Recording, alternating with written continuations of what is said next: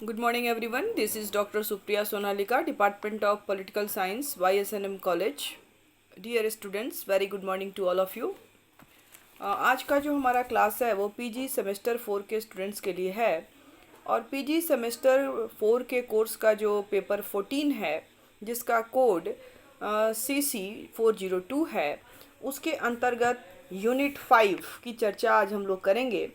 और यूनिट 5 के अंतर्गत दिया गया है socio economy dimension of the UN function और इसके अंतर्गत हमें दो स्पेशल जो उसके अंग हैं और एजेंसी हैं उसकी चर्चा करनी है, जिसमें पहला जो है वो है इकोशॉक जो है सामाजिक आर्थिक जो परिषद है उसका, और दूसरा जो है वो उसका यूनेस्को मतलब United Nation Education Scientific and Cultural Organisation जो है।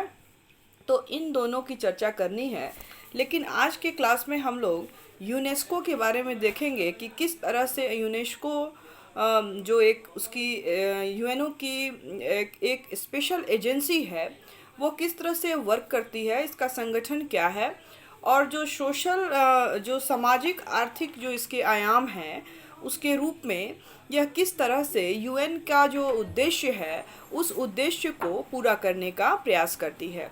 तो हम लोग इसको देखेंगे और इसमें जो हमारा पहला जो इसमें जो हमें देखना है संयुक्त राष्ट्र संघ के विज्ञान के बारे में, तो यूनेस्को का जो हिंदी अर्थ होता है मतलब होता है कि संयुक्त राष्ट्र शिक्षा विज्ञान तथा सांस्कृतिक संगठन जिसको हम लोग यूनेस्को कहते हैं, UNESCO यूनेस्को।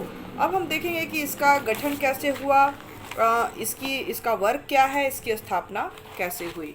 तो यूनेस्को संयुक्त राष्ट्र शिक्षा विज्ञान तथा सांस्कृतिक संस्था जो यूनेस्को के नाम से विख्यात है, संयुक्त राष्ट्र संघ की एक विशिष्ट एजेंसी है या विशिष्ट अभिकरण है। यह अंतर्राष्ट्रीय जगत में सांस्कृतिक गतिविधियों की सर्वप्रमुख और प्रतिनिधि संस्था है और इसकी स्थापना का उद्देश्य शिक्षा विज्ञान एवं संस्कृति के माध्यम से राष्ट्रों के बीच परस्पर सहयोग द्वारा शांति और सुरक्षा को प्रोत्साहन करना है। इसकी स्थापना कब हुई? तो इसकी स्थापना 4 नवंबर 1946 को हुई थी, परंतु इसका अर्थ यह नहीं लगाना है कि या इसका अर्थ यह नहीं है कि इसके पूर्व इस क्षेत्र में अंतर्राष्ट्रीय रंगमंच जो था वो बिल्कुल खाली था। वैसे राष्ट्र संघ के संविदा में बौद्धिक एवं सांस्कृतिक गतिविधियों के सहयोग स्थापित करने के लिए कोई स्पष्ट विधान नहीं था, लेकिन 1922 में असेंबली तथा काउंसिल के प्रस्ताव पर बौद्धिक सहयोग समिति की स्थापना की गई थी लीग ऑफ नेशन के अंतर्गत। हमें एक चीज़ याद रखना है स्टूडेंट्स कि ये जो है यूनेस्को की स्थापना जो है संयुक्त राष्ट्र संघ के अंतर्गत हुई है और इसके पहले भी जो है इसका स्वरूप था, एक काउंसिल के अंतर्गत भी इसकी जो है स्थापना की गई थी और बौद्धिक सहयोग समिति के नाम से उसमें की गई थी। और इस समिति के 3 उद्देश्य थे। पहला, बुद्धिजीवियों की भौतिक स्थिति में सुधार।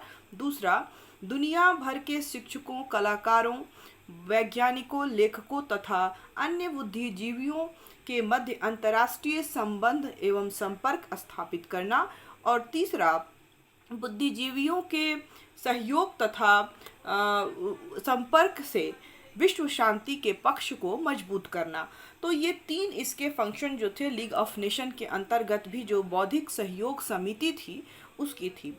और इसके बाद जो है राष्ट्र संघ के जीवन काल में बौद्धिक समिति के द्वारा कई महत्वपूर्ण कार्य किए गए थे और उसकी उपलब्धियां देखकर संयुक्त राष्ट्र संघ के तत्वाधान में अखिल विश्व स्तर पर वैसी संस्था स्थापित करने की कल्पना की गई थी और नए विश्व संगठन में यह महत्वपूर्ण कार्यभार संयुक्त राष्ट्र संघ के शिक्षा विज्ञान संस्कृति संगठन को सौंपा गया है। और इसकी स्थापना के लिए लंदन में 1 नवंबर से लेकर 16 नवंबर 1945 तक एक सम्मेलन हुआ और 44 राज्यों के शासनाध्यक्ष जो थे या शासनों ने इस सम्मेलन में अपने प्रतिनिधि को भेजे और बड़े उत्साहपूर्ण वातावरण में सम्मेलन की कार्रवाई चली और विभिन्न पहलुओं पर विचार करने के उपरांत इस संगठन का संविधान बनाया गया और एक वर्ष बाद संविधान के स्वीकृति होने पर संगठन की स्थापना विधिवत रूप से इसकी घोषणा की गई और 4 नवंबर 1946 को यह संगठन अस्तित्व में आया और समझौते के द्वारा संयुक्त राष्ट्र संघ ने इस संगठन को अपनी विशिष्ट एजेंसी अभिकरण विशिष्ट जो है वो स्पेशल एजेंसी के रूप में इसको स्वीकार किया है। अब है कि इसकी स्थापना की गई वो किस उद्देश्य और सिद्धांत के द्वारा की गई है। तो यूनेस्को के संविधान की प्रस्तावना के अनुच्छेद 1 में संगठन के उद्देश्यों तथा सिद्धांतों का वर्णन किया गया है और प्रस्तावना के प्रथम वाक्य में युद्ध मनुष्य के दिमाग में पैदा होता है, इसलिए शांति को सुरक्षित रखने के लिए आधारशिलाएं भी मनुष्य के दिमाग में ही बनाई जानी चाहिए। शांति स्थापना यह एक नया मार्ग है और एक नया संदेश है और इस धारणा पर आधारित है कि जितना मनुष्य एक दूसरे को अधिक समझेंगे उतने ही कम संभावना उनमें आपस में संघर्ष की होगी और यह समझना भूल है कि युद्ध केवल राजनीतिक एवं आर्थिक कारणों के चलते ही होता है। एक दूसरे के जीवन एवं ढंग के संबंध में अज्ञान सामान्यतः मानव के बीच संदेह और अविश्वास को जन्म देता है और वो भी जो है वो युद्ध का कारण बनती है, जैसा कि यूनेस्को की प्रस्तावना में कहा गया है।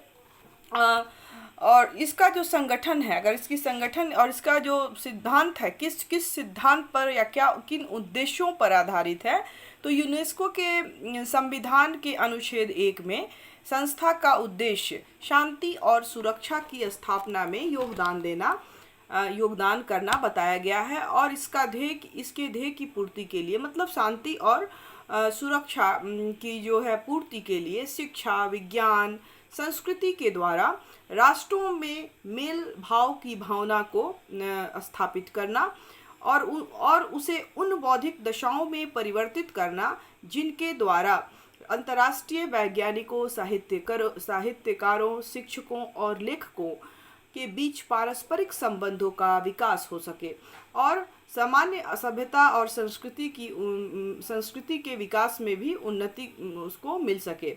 और इस प्रकार जो है यूनेस्को का उद्देश्य संयुक्त राष्ट्र संघ के उद्देश्य के साथ बिल्कुल जुड़ा हुआ है और प्रस्तावना का अंत में यह कहते हुए कहा गया है कि यूनेस्को का निर्माण अंतर्राष्ट्रीय शांति और मानव जाति का सामान्य कल्याण विकसित करने के लिए किया गया है और इसके लिए संयुक्त राष्ट्र संघ का निर्माण किया गया है और जिसकी घोषणा उसका चार्टर करता है। मानव जाति के सामान्य कल्याण का विकास करना उतना ही महत्वपूर्ण है जितना कि अंतर्राष्ट्रीय शांति को स्थापित करना है और वास्तव में मानव जाति के कल्याण से ही अंतर्राष्ट्रीय जो शांति का मार्ग प्रशस्त हो सकती है और ये बातें जो हैं इसके प्रस्तावना में ही कही गई है। अब हम इसकी चर्चा करते हैं कि इसका संगठन कैसा है। तो संयुक्त राष्ट्र जो संघ है के सदस्य जो हैं वो यूनेस्को के भी सदस्य होते हैं। जो भी मेंबर्स यूनाइटेड नेशन ऑर्गेनाइजेशन के सदस्य हैं, संयुक्त राष्ट्र संघ के सदस्य हैं, वे सभी देश जो हैं यूनेस्को के भी सदस्य होते हैं। वैसे तो संयुक्त राष्ट्र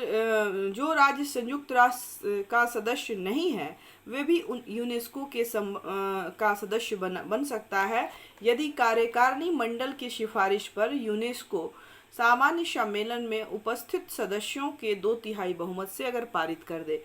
और सन 1951 में महासभा द्वारा स्वीकार किए गए संशोधन के अनुसार क्षेत्र समुदाय जो अपने राष्ट्र संबंधों को निर्धारित नहीं कर सकते, उत्तरदायी सत्ता की प्रार्थना पर यूनेस्को के संबद्ध सदस्यों के रूप में प्रवेश पा सकते हैं। यूनेस्को अपने कार्यों का संपादन जो है वो उसके 3 अंग हैं महत्वपूर्ण। एक सामान्य सम्मेलन, दूसरा कार्यकारिणी मंडल और तीसरा सचिवालय। सामान्य सम्मेलन क्या है? जनरल कॉन्फ्रेंस जिसको कहते हैं। यह यूनेस्को का प्रतिनिध्यात्मक अंग है और सभी सदस्य राज्य सम्मेलन के सदस्य होते हैं। प्रत्येक राज्य के अधिक से अधिक 5 प्रतिनिधि होते हैं, परंतु एक ही वोट उनको देना होता है। प्रतिनिधियों का चुनाव यदि राष्ट्रीय आयोग हो तो उसके परामर्श से या शैक्षणिक, वैज्ञानिक या सांस्कृतिक संस्थाओं के परामर्श से किया जाता है, और प्रति दूसरे वर्ष सम्मेलन के साधारण अधिवेशन होते हैं। और जो सम्मेलन के संगठन के लिए आम नीतियां निरूपित की जाती हैं। 2 वर्षों के लिए बजट पारित की जाती हैं और कार्यक्रम निर्धारित किए जाते हैं, और वह कार्यकारिणी के सदस्यों का भी निर्वाचन भी करता है। सम्मेलन के अधिवेशन संसार की महत्वपूर्ण शैक्षणिक, वैज्ञानिक एवं सांस्कृतिक समस्याओं के पूर्व विवेचन और विश्लेषण के लिए स्थल उपलब्ध कराता है।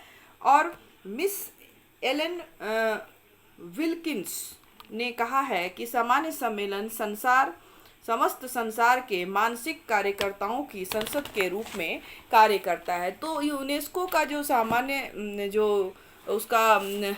सामान्य जो सम्मेलन है वो एक तरह से विश्व संसद की तरह काम करता है, क्योंकि इसमें जितने भी देश होते हैं वे सभी जो है यूनाइटेड नेशन के देश इसके सदस्य होते हैं।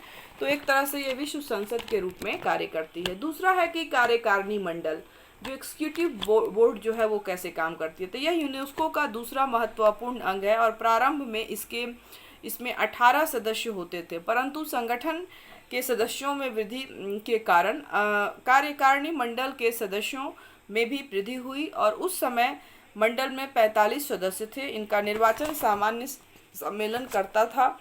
प्रारंभ में मंडल जो है के सदस्य अपने व्यक्तिगत रूप से कार्य करते थे और शासकों के प्रतिनिधि के रूप में नहीं, वरन कला, विज्ञान, ज्ञान और विविध शाखाओं के प्रतिनिधि के रूप में काम करते थे। लेकिन 1951 के संविधान में संशोधन किया गया, जिसके अनुसार मंडल के सदस्यों को व्यक्तिगत बुद्धिजीवियों के स्थान पर शासकीय प्रतिनिधियों का स्तर दिया गया, और मंडल का कुछ काम सामान्य सम्मेलन द्वारा स्वीकृत कार्यक्रमों को क्रियान्वित करना, सम्मेलन के लिए कार्य सूची तैयार करना तथा संगठन के कार्यों का अधीक्षण करना, और इसके अधिकारों को देखकर भी मंडल को संस्था का हृदय कहा जा सकता है। और इसका जो तीसरा महत्वपूर्ण यूनेस्को का जो अंग होता है वो है सचिवालय। सचिवालय जो है वो इसका तीसरा महत्वपूर्ण अंग है यूनेस्को का, और इसे विशेषज्ञों का आगार कहा जा सकता है। यूनेस्को के संविधान में ही कहा गया है कि सचिवालय में एक महानिदेशक एवं अन्य नियुक्त अधिकारी होंगे। सचिवालय का मुख्यालय फ्रांस की राजधानी पेरिस में है, और इसमें लगभग 1000 अंतर्राष्ट्रीय सेवा कर्मचारी कार्य करते हैं, और महानिदेशक की नियुक्ति कार्यकारिणी मंडल के सिफारिश पर सामान्य सम्मेलन के द्वारा की जाती है। यह यूनेस्को का प्रमुख पदाधिकारी है, और यह यूनेस्को के आए दिन के कार्रवाइयों को निर्देशित करता है। सचिवालय में भी 6 भाग हैं, और इन प्रमुख अंगों के अतिरिक्त यूनेस्को अपने कार्यों का संपादन राष्ट्रीय आयोगों, अस्थायी प्रतिनिधि मंडलों तथा ऐसी गैर सरकारी संस्थानों की सहायता से करता है जो शिक्षा, विज्ञान, संस्कृति के क्षेत्र में कार्यरत रहे हैं, और विभिन्न राज्य सरकारों के साथ संगठन का संपर्क प्रत्येक सदस्य राज्य में राष्ट्रीय आयोग के माध्यम से बना है। और इन आयोगों के सदस्य सरकारी एवं गैर सरकारी संगठनों के प्रतिनिधि होते हैं, और आयोग संगठन के कार्यों में योगदान देता है। इसके बाद हम देखते हैं कि जो यूनेस्को है उसके मुख्य कार्य क्या हैं और उसकी उपलब्धियां क्या हैं। तो जो यूनेस्को का जो कार्य है इसकी चर्चा हम लोग करते हैं कि आखिर इसका काम क्या है, क्योंकि हमको जो टॉपिक में देखना है कि संयुक्त राष्ट्र के सामाजिक आर्थिक अभिकरण के रूप में या सामाजिक आर्थिक आयाम के रूप में हमें इसको देखना है। तो जब हम इसके कार्यों की चर्चा करेंगे तब आपको समझ में आएगा कि किस तरह से ये आर्थिक सामाजिक जो है क्षेत्र में जो है इसके कार्य जो है वो होते हैं, और उससे जो है वो समाज को उससे फ़ायदा होता है। तो यूनेस्को का जो कार्य क्षेत्र है काफ़ी विस्तृत और बहुमुखी है। जैसा कि नाम से ही स्पष्ट है, व्यापक और विविध क्षेत्रों वाले 3 विषय जो हैं महत्वपूर्ण हैं, जिसमें शिक्षा, विज्ञान और संस्कृति। उसके क्षेत्राधिकार के अंतर्गत आते हैं। संविधान में स्पष्ट रूप से उल्लेख है कि चौथा विषय संचारण इसके क्षेत्र में सम्मिलित किया गया है और इस प्रकार संगठन के इस कार्य की विविध प्रकृति है और इन कार्यों की विविधता को देखकर चार्ल्स एशर ने विचार व्यक्त किया है कि यूनेस्को को संघ का विशिष्ट अभिकरण कहना गलत है। और इस तरह से इसके कार्यों की अगर हम चर्चा करें तो पहला जो इसका काम हम देखेंगे वो शिक्षा संबंधी कार्य देखेंगे। तो जैसा कि नाम से ही स्पष्ट है और यूनेस्को का प्रथम जो कार्य है वो विज्ञान और संस्कृति को आच्छादित करते हुए शिक्षा इस संगठन के समस्त कार्यों के हृदय में अवस्थित है। शिक्षा के क्षेत्र में यूनेस्को 3 प्रकार के कार्य संपादित करती है: शिक्षा का विस्तार करना, शिक्षा की उन्नति करना और विश्व समुदाय में रहने की शिक्षा की व्यवस्था करना। और निरक्षरता का उन्मूलन यूनेस्को के मुख्य कार्यों में से एक है। दक्षिण एशिया तथा प्रशांत महासागर के क्षेत्र में 50% से अधिक बच्चे को किसी कार्यों में देखा जाता है और किसी भी प्रकार के ऐसे बच्चों को जो है वो 50% बच्चों को किसी प्रकार की शिक्षा नहीं मिलती है। अतः यूनेस्को का कार्य अनिवार्य और निःशुल्क शिक्षा की व्यवस्था करना है और संगठन में एशिया के प्राथमिक शिक्षा के प्रचार प्रसार हेतु 1980 में तक के प्रत्येक बच्चे के लिए शिक्षा सुविधा प्रस्तुत करने के लक्ष्य को स्वीकार किया गया और इसके लिए कई तरह के कार्यक्रम हाथ में लिए गए तथा क्षेत्रीय शिक्षा कार्यालयों की स्थापना की गई। स्कूल प्रशासकों का प्रशिक्षण तथा विद्यालय भवन का निर्माण तथा नए आयाम की तलाश भी की गई। लैटिन अमेरिका शिक्षा के विस्तार के लिए यूनेस्को की प्रमुख योजना का एक विशेष प्रभाव पड़ा और इसके परिणाम स्वरूप प्राथमिक स्कूल की संख्याओं में वृद्धि हुई और शिक्षकों के प्रशिक्षण की व्यवस्था की गई।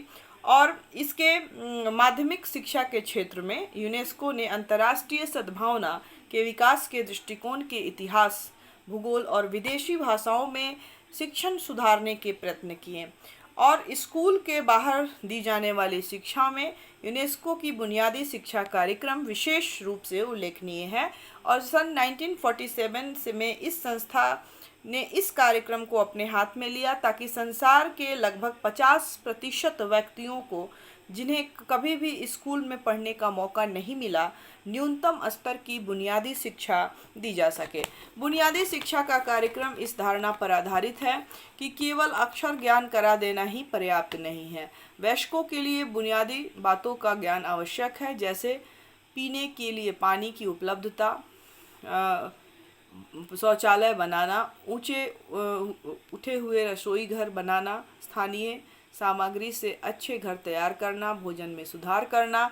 इस प्रकार बुनियादी शिक्षा का अभिप्राय सामुदायिक विकास की उस शिक्षा से है जो जन सामान्य को उनके स्वास्थ्य, भोजन, फसलों और जीवन स्तर में सुधार लाने के लिए दी जाती है।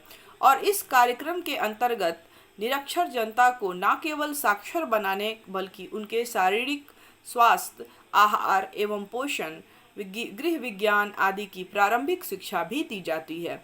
इस कार्य के लिए बुनियादी शिक्षा केंद्र खोले गए, जैसे कि मैक्सिको में, लैटिन अमेरिका के लिए तथा इजिप्ट में अरब राज्यों के लिए। इन केंद्रों में नव साक्षरों को उपयुक्त पाठन की सामग्री उपलब्ध कराने के लिए भी प्रयत्न किए गए हैं। व्यस्त शिक्षा से संबंधित नई विधियां और पद्धतियों के विषय में सूचनाएं एकत्रित की गई तथा और वितरित की गई हैं और राष्ट्रीय तथा क्षेत्रीय स्तर पर संगोष्ठियां आयोजित करने और विशेषज्ञों को भेजकर यूनेस्को के सदस्य राज्यों और उपयुक्त अंतर्राष्ट्रीय संगठनों को वयस्क शिक्षा संबंधी कार्यक्रम विकसित करने में सहायता पहुंचाई है। यूनेस्को का एक महत्वपूर्ण कार्य शिक्षा के माध्यम से बालकों को विश्व समाज में रहने के लिए तैयार करना है। शिक्षा के रूप के संबंध में यूनेस्को की प्रारंभिक योजना यह थी कि वह इस प्रकार की हो कि उसे अंतर्राष्ट्रीय सद्भावना का विकास हो सके। और सन 1952 में इस कार्यक्रम में विश्व नागरिकता के लिए शिक्षा, एजुकेशन फॉर वर्ल्ड सिटीजनशिप शब्द का प्रयोग किया गया। और इस कार्यक्रम को सफल बनाने के लिए इससे सामग्री को निकाल दें इसे बनाने के लिए इसने सदस्य राज्यों से आग्रह किया और कि वे भी अपने यहाँ पाठ्य पुस्तकों से दूसरे देशों के प्रति पक्षपात सामग्री को निकाल दें और इस बात का प्रयत्न करें कि बच्चे के मस्तिष्क में दूसरों के प्रति घृणा तथा मिथ्या या राष्ट्रीय अभियान तथा पक्षपात की मनोवृत्ति जागृत ना हो पाए। उसी उद्देश्य हेतु स्कूलों के पाठ्यक्रम में संयुक्त राष्ट्र संघ तथा उसके विशिष्ट अभिकरणों एवं मानव अधिकारों की घोषणा को शामिल करने का प्रयास किया गया है, क्योंकि शिक्षा जो है वो मानसिक क्रांति लाती है और युद्ध जो है मस्तिष्क से जन्म लेता है। तो मस्तिष्क को शिक्षा के माध्यम से इतना संतुलित कर दिया जाए कि युद्ध की कोई संभावना ही नहीं हो। तो युद्ध जो है शिक्षा के माध्यम से मानव मस्तिष्क को परिवर्तित कर देना। तो ये इसका मेन ऑब्जेक्टिव है कि किस तरह से लोगों को ज़्यादा से ज़्यादा उनको जागरूक बनाया जाए, उनको शिक्षा दी जाए, बेसिक एजुकेशन दी जाए और साथ ही साथ जो भी एशिया, अफ्रीका, लैटिन अमेरिका के जो ये देश हैं जहाँ शिक्षा, बेरोजगारी और शिक्षा फैली हुई है, तो वहाँ इसको कम किया जाए। इसका मेन उद्देश्य, इसका सबसे पहला और मेन उद्देश्य यूनेस्को का यही है। उसके बाद जो दूसरा कार्य करती है, ये शिक्षा के बाद जो यह काम करती है वो है सांस्कृतिक कार्य। तो सांस्कृतिक कार्य क्या है? तो संगठन का एक मौलिक उद्देश्य जो है अधिकतर लोगों को सांस्कृतिक चेतना जागृत करना है। तकनीकी प्रगति और वैज्ञानिक अनुसंधानों की होड़ में विश्व में लगे यूनेस्को का कार्य अत्यंत महत्वपूर्ण है। वास्तव में साहित्य, कला, संगीत, नाटक और लोक परंपराओं के रूप में यह व्यक्त सांस्कृतिक मूल्य एक बड़ी सीमा तक मानव के मस्तिष्क और आत्मा की वृद्धि कर सकते हैं और इसलिए यूनेस्को ने मानव जाति की सांस्कृतिक विरासत को कायम रखने का प्रयत्न किया है और उसने अनेक प्रकार की कार्यवाहियां की हैं। उसने कला तथा साहित्य तथा ज्ञान प्रसार, मानविकीय शोध को प्रोत्साहन देने, सांस्कृतिक महत्व के अवशेषों तथा वस्तुओं का संरक्षण में हाथ बटाया है और संग्रहालयों और पुस्तकालयों के विकासार्थ सहायता प्रदान की है। इसके तत्वावधान से संग्रहालयों को लोकप्रिय बनाने के लिए अंतर्राष्ट्रीय स्तर पर विचार किया गया है। सांस्कृतिक संपत्ति की सुरक्षा और पुनर्निर्माण के अध्ययन के लिए रोम में एक अंतर्राष्ट्रीय केंद्र खोला गया है और सार्वजनिक पुस्तकों के विकास को प्रेरणा देने के लिए यूनेस्को ने भारत, इजराइल और कोलंबिया में 3 सार्वजनिक पुस्तकालय खोलने की योजना का प्रारंभ करने में सहायता पहुंचाई है और प्राचीन अवशेषों के संरक्षण के लिए संगठन ने एक अंतर्राष्ट्रीय कन्वेंशन तैयार करके उसे लगभग 50 देशों से स्वीकृत भी कराया है। इस क्षेत्र में संगठन का महत्वपूर्ण योगदान अंतर्राष्ट्रीय थिएटर संस्था, अंतर्राष्ट्रीय संगीत परिषद, अंतर्राष्ट्रीय मानविकीय तथा दर्शन अध्ययन परिषद, अंतर्राष्ट्रीय समाज विज्ञान और राजनीति विज्ञान संघ आदि की स्थापना है। इसके माध्यम से देश विदेश के चिंतन में तालमेल संभव हो सका है।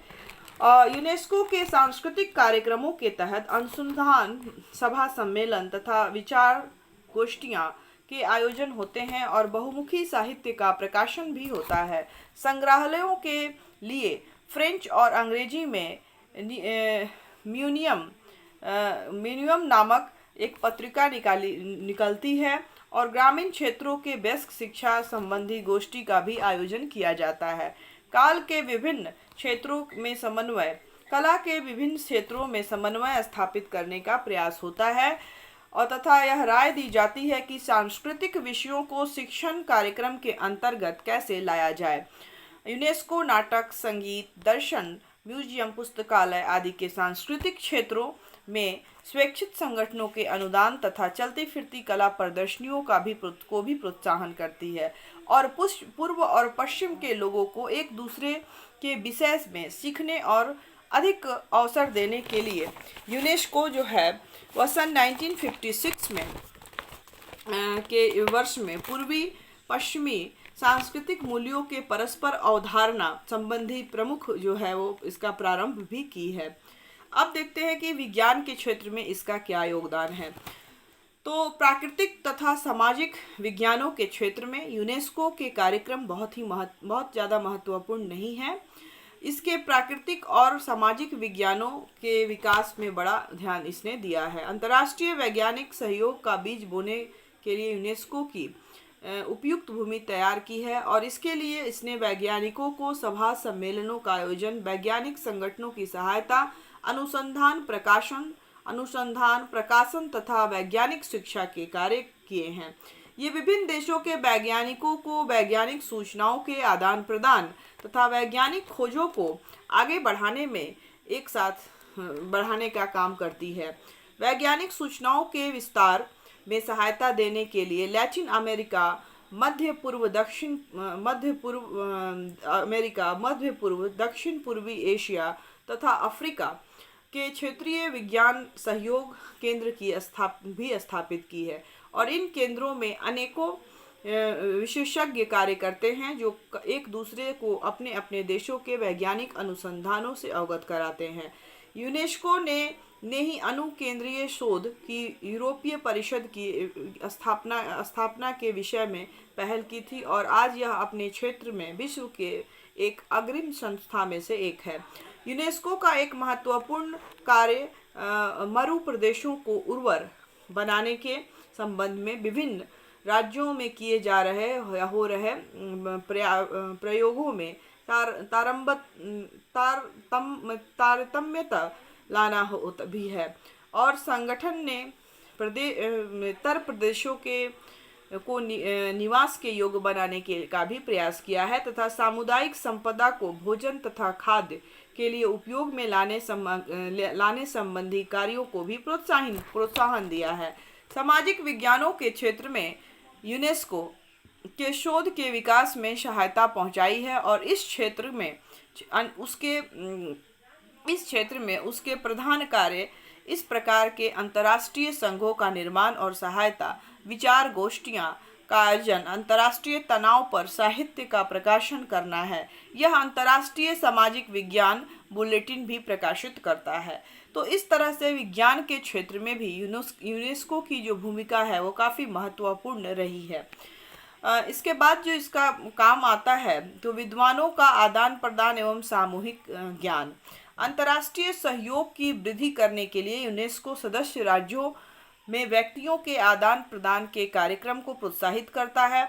यह विद्वानों तथा शिक्षार्थियों को अंतर्राष्ट्रीय आदान प्रदान की सुविधाएं उपलब्ध कराता है। शिक्षकों एवं श्रमिकों, युवा तथा महिला संघों के सदस्य आदान प्रदान की भी आयोजना भी करता है। यूथ ट्रैवल ग्रांट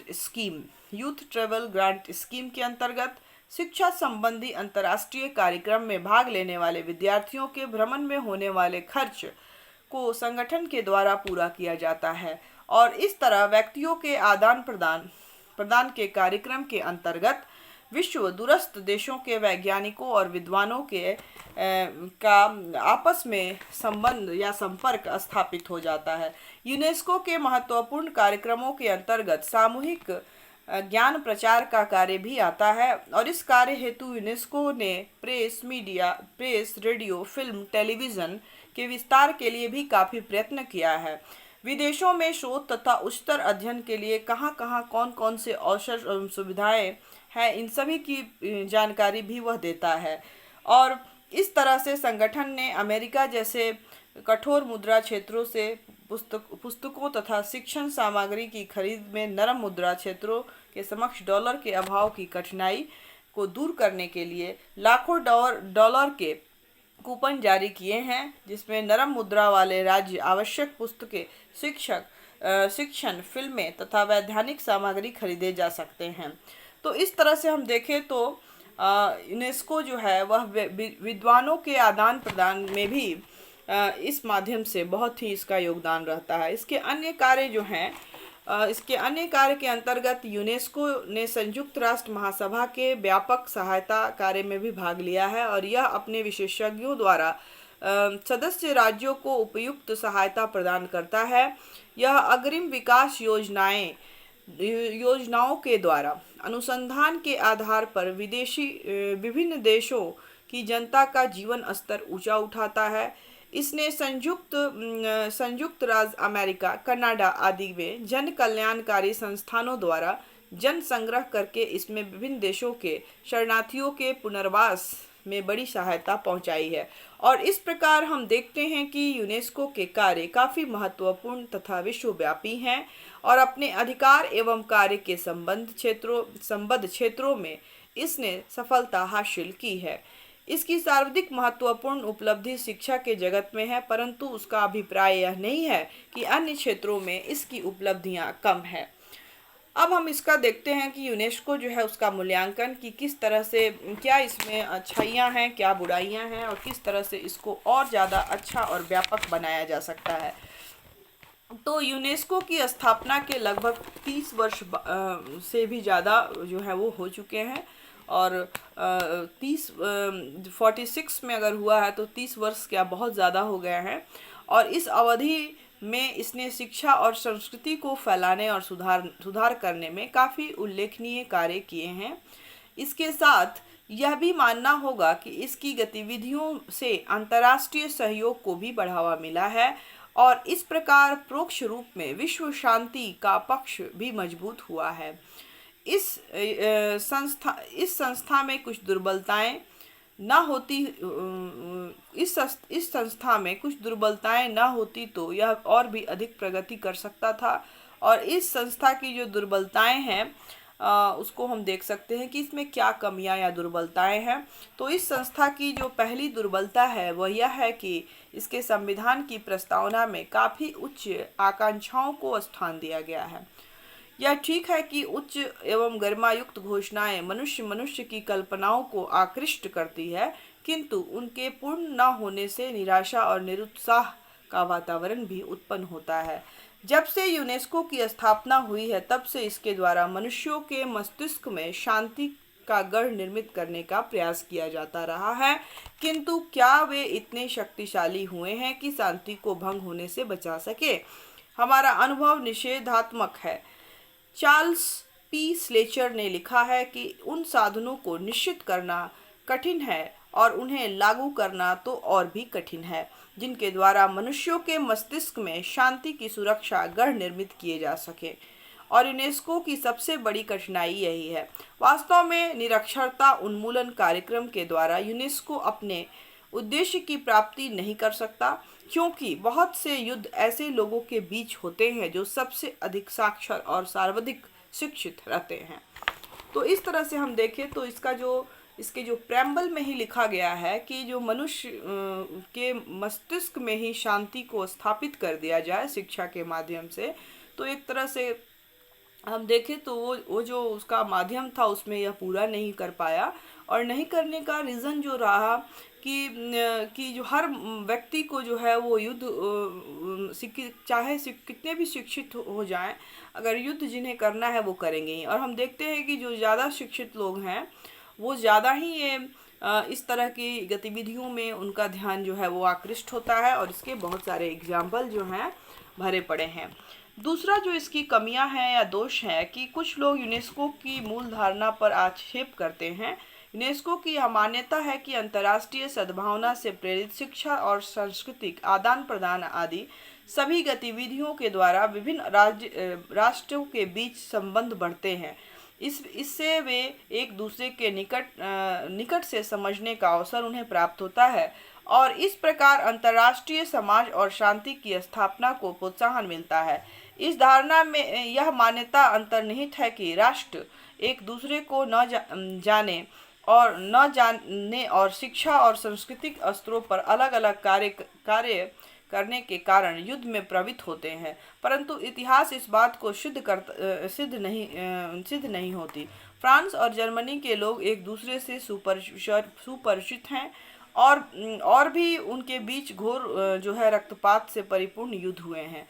मॉर्गनथाउ का कथन है कि जानकारी और संघर्ष की अनिवार्यता के संबंध में इतिहास का दुखद यह विचार जो है वो इतिहास की दुखद सच्चाई है। जितनी अधिक एक पक्ष को दूसरे पक्ष के बारे में उसकी स्थिति, चरित्र, नियत के बारे में जानकारी होती है, उतने ही अधिक संघर्ष की अनिवार्यता बढ़ती ही जाती है। तीसरा जो इसकी आलोचना की गई है कि यूनेस्को एक अनुशासनात्मक संस्था है और इसके कार्यक्रम सदस्य राज्यों के अनुरोध पर है और इसके सहयोग के साथ चलाए जाते हैं, परंतु दुर्भाग्यवश इस संस्था को अपने सदस्य राज्यों की ओर से यथेष्ट सहयोग नहीं मिलता और बहुत से सदस्य राज्यों ने यूनेस्को के कार्यक्रम में को प्रभावीपूर्ण ढंग से उसके कार्यक्रमों में प्रभावपूर्ण ढंग से भी शामिल नहीं होते हैं और बहुत तो संस्था के द्वारा भेजी गई प्रश्नावलियों के उत्तर भी नहीं देते हैं। ऐसे राज्यों की संख्या भी कम है जिन्होंने यूनेस्को द्वारा तय की गई समझौते का अनुसमर्थन किया है। कई राज्य अपना आर्थिक अनुदान समय पर नहीं चुकाते हैं। सदस्य राज्यों के सहयोग के अभाव में यूनेस्को उन आदर्शों की पूर्ति में पूर्णतः जो है वो सफल नहीं हो सकती है या नहीं हो पाती। चौथी जो इसकी आलोचना की गई है वो बताई जाती है कि यूनेस्को का कार्य क्षेत्र जो है वो काफ़ी जो है यूनेस्को का कार्य क्षेत्र काफ़ी विशाल है, क्योंकि उसकी तुलना में उसका बजट जो है बजट ही कम रहा है और पर्याप्त आर्थिक स्रोतों के अभाव में यह संस्था अपने कार्य के संपादन में काफ़ी प्रभावपूर्ण नहीं रह पाई है। यूनेस्को के सामान्य सम्मेलन की चतुर्थ सम्मेलन में ईरानी प्रतिनिधि डॉक्टर अली अकबर सियाशी ने कहा था कि हमारे साधन सीमित हैं, इसे कोई अस्वीकार नहीं कर सकता, परंतु हमारे उद्देश्य सीमित नहीं है। ऐसा लगता है कि हम हाथियों को पक्षियों के पिंजरे में बंद कर दिए हैं। ये बातें जो हैं डॉक्टर अली अकबर सियासी ने कही थी, जो ईरान के प्रतिनिधि थे। पांचवी जो इसकी आलोचना की गई है कि यूनेस्को की प्रगति में सबसे बड़ा अवरोधक जो है वो था शीत युद्ध रहा है और संसार के विरोधी गुटों में विभाजित होने से संस्था के कार्य पर प्रतिकूल प्रभाव पड़ा और वाद विवाद, शाब्दिक आक्रमण, दोषारोपण और प्रत्यादोषारोपण जो संस्था के सामान्य सम्मेलन में सुनने को मिलते हैं, एक दुखमय और निराशाजनक चित्रण प्रस्तुत करते हैं। अतः यह संस्था तब तक प्रभावी नहीं बन सकती है जब तक कि शीत युद्ध के चिन्हों से इसे मुक्त ना किया जा सके। संयुक्त राज्य अमेरिका और ब्रिटेन ने यूनेस्को के कार्यों से असंतुष्ट होकर उससे नाता रिश्ता भी तोड़ लिया है और उनका आरोप रहा है कि यूनेस्को व्यापक राजनीतिकरण, हद से ज़्यादा खर्च, बजट का घटिया प्रबंधन, गलत कार्मिक नीति के लिए दोषी है। उसके अनुसार वह स्वतंत्र समाज, स्वतंत्र बाजार और स्वतंत्र प्रेस के लक्ष्य में से भटक गया है और उसने पश्चिम की व्यक्तिगत और आर्थिक स्वतंत्रता की नीतियों का विरोध किया है, जबकि सोवियत संघ तथा अन्य साम्यवादी देशों में राजनीतिक तथा व्यक्तिगत अधिकारों के दमन की आलोचना की गई है और उन्होंने अंशदान में भी यूनेस्को को जो दान उनका है वो देना भी बंद कर दिया है, जिसके चलते उसकी अर्थव्यवस्था को गहरी धक्का जो है वो लगी है।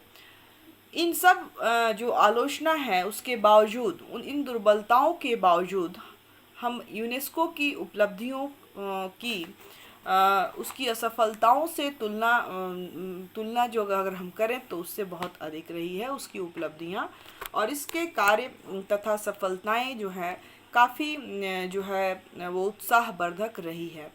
जैसा कि एम गेस्कार्ट ने कहा है, त्रुटियों और विषम परिस्थितियों के बावजूद यूनेस्को की सफलताएं प्रभावपूर्ण और उत्साहवर्धक है।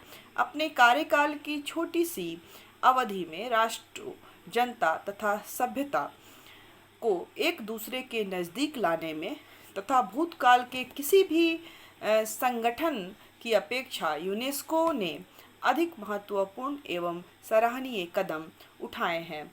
निबुर रेनहल के अनुसार यूनेस्को का इतिहास अंतर्राष्ट्रीय सहयोग में वृद्धि की कठिन प्रयोजनाओं के इतिहास में एक रोमांचकारी अध्याय है। अतः आधुनिक पीढ़ी यूनेस्को को पाकर भाग्यशाली है। भय, लोभ, जातीय पक्षपात और संबंधित दोषों से ग्रस्त संसार में यूनेस्को एक प्रभावपूर्ण प्रतिरोधक है। जैसा कि क्यूबा के डॉक्टर पेब्लो एफ लेनिन ने कहा था कि एक अच्छे संसार के निर्माण हेतु युद्ध के भयावह कीटाणुओं का नाश करने के लिए यूनेस्को अंतर्राष्ट्रीय समाज की सृजनकारी प्रयत्न और सकारात्मक कार्य की अभिकर्ता है, एकता के पथ को प्रदर्शित करने वाला है और मानवीय आत्मा में मानव जाति की उच्च आध्यात्मिक विरासत के प्रति नया विश्वास संचारित करने वाला है। तो ये सारी चीज़ें जो हैं यूनेस्को के बारे में कही गई है। और इस तरह से हम क्या पाते हैं कि यूनेस्को जो अंतर्राष्ट्रीय संयुक्त राष्ट्र संघ की एक स्पेशल एजेंसी है, इसने सांस्कृतिक और सामाजिक जो आयाम है, इसको पहलुओं को आगे बढ़ाने में और इनमें आने वाली समस्याओं को दूर करने में इसका बहुत ही महत्वपूर्ण योगदान रहा है। देखिए, शिक्षा के क्षेत्र में इसने विशेष योगदान दिया है और शिक्षा जो है वो हर प्रॉब्लम का सॉल्यूशन हो सकती है और इसलिए शिक्षा के प्रचार प्रसार, ज्ञान विज्ञान का आदान प्रदान, साथ ही साथ जो हमारी सांस्कृतिक विभिन्नताएं हैं उनको जो है हम एक दूसरे से उसको उसमें जान सकें, उसको समझ सकें और उसके प्रति जो हम व्यवहार कर सकें, तो इन सब करने में और पूरे विश्व को एकजुट करने में, चाहे वो शिक्षा के माध्यम से हो या सांस्कृतिक माध्यम से हो या वैज्ञानिक माध्यम से हो या ज्ञान प्रचार या विज्ञान के आदान प्रदान से हो, इस यूनेस्को ने बहुत ही महत्वपूर्ण भूमिका निभाई है। हालांकि इसमें बहुत सारी कमियां भी हैं, क्योंकि इसके सदस्य राष्ट्र जो हैं ये उनके अनुदानों से चलता है और जो भी इसके मेंबर स्टेट हैं, अगर उनमें आपस में अगर कलह होती है, चाहे वो विचारधारा को लेकर हो, चाहे कुछ भी को लेकर हो, तो इस संस्था के लिए जो फंडिंग होती है उसमें देखते हैं कि वो कमी हो जाती है और जो सम्मेलन इसके होते हैं जिसमें पार्टिसिपेट करते हैं सभी देश, वो आपसी जो है एक दूसरे पर दोषारोपण ही करने लगते हैं, जो इसकी कमी है। लेकिन इन सब के बावजूद जो है इसका जो उद्देश्य है विश्व में शांति को स्थापित करने में और यूएनओ का जो मेन ऑब्जेक्टिव था, उद्देश्य था, उसको पूरा करने में ये जो संस्था है, संयुक्त राष्ट्र संघ की जो संस्था है यूनेस्को, इसका एक बहुत ही महत्वपूर्ण योगदान रहा है। और चाहे वो कोई भी गतिविधियाँ हो, चाहे शिक्षा हो, विज्ञान हो, संस्कृति हो, इन सभी माध्यमों से वह राष्ट्रों के बीच परस्पर सहयोग और शांति को और सुरक्षा को स्थापित करने के लिए प्रोत्साहित करने का काम करती है। जो आज के जो वैश्विक स्थिति है, विश्व का परिवेश है, उसके लिए बहुत ही आवश्यक है कि हम लोग जो है सारे देश जो हैं वो आपसी सद्भावना सहयोग के साथ एक दूसरे को कोऑपरेट करें और इसका जो हमारा यूनाइटेड नेशन ऑर्गेनाइजेशन बनाने का जो मेन उद्देश्य था उसको कुछ हद तक पूरा करने में उसकी एजेंसी जो है संयुक्त राष्ट्र शिक्षा विज्ञान और सांस्कृतिक संगठन, इसने अपनी अहम भूमिका निभाई है। तो ये था हमारा आज का क्लास, जिस पर हमने संयुक्त राष्ट्र संघ के यूनेस्को की जो है विशेष उसकी एजेंसी, उसके बारे में देखा। हम अपने आने वाले नेक्स्ट क्लासेस में इकोसॉक जो है सामाजिक आर्थिक काउंसिल जो है उसकी चर्चा करेंगे और किस तरह से सामाजिक आर्थिक परिषद जो है वो भी विश्व में जो है आर्थिक और सामाजिक जो परिवेश है उसके अंतर्गत उसकी क्या भूमिका रहती है उसकी चर्चा हम करेंगे, तो जो हम लोग नेक्स्ट क्लास में करेंगे। तो आज के क्लास हम लोग यहीं समाप्त करते हैं। नए टॉपिक के साथ बहुत जल्द हम फिर मिलेंगे। तब तक के लिए घर में रहें, सुरक्षित रहें, पढ़ते रहें। Thank you all of you.